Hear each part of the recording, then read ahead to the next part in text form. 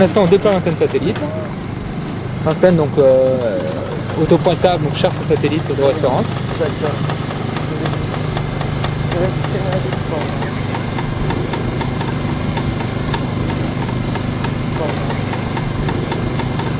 Le système est couvert par un réseau Wi-Fi et avec des terminaux comme ça, on peut faire de la saisie de données et ces données sont transférées par le réseau Wi-Fi jusqu'au serveur qui peut être à New York, à Paris.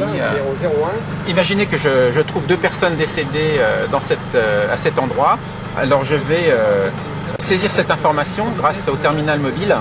Donc vous voyez 2 victimes. Donc je sélectionne décédé, le chiffre 2. Que vous voyez là, et j'envoie cette information qui est transférée par le réseau Wi-Fi sur la cartographie.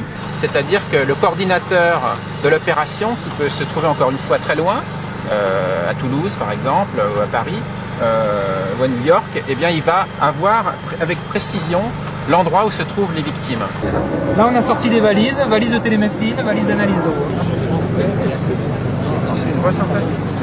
C'est un équipement de téléconsultation et ça permet de transmettre des paramètres biomédicaux tels qu'un électrocardiogramme, la tension, l'oxymétrie, à un hôpital distant où là, un médecin expert va pouvoir faire un diagnostic.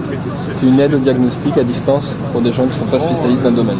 Donc là nous avons terminé la visioconférence. Donc j'ai demandé en fait au centre opérationnel de gestion interministérielle de crise de mettre en alerte le Monitoring Information Center et de me faire part des moyens qui seraient déployés par d'autres pays et d'autres États membres. Donc la réponse qui m'a été apportée actuellement, c'est que l'Italie compte projeter un détachement de sauvetage des blêments, ainsi que l'Allemagne qui va projeter un détachement médical avancé au profit du pays sinistré. Oui, bonjour,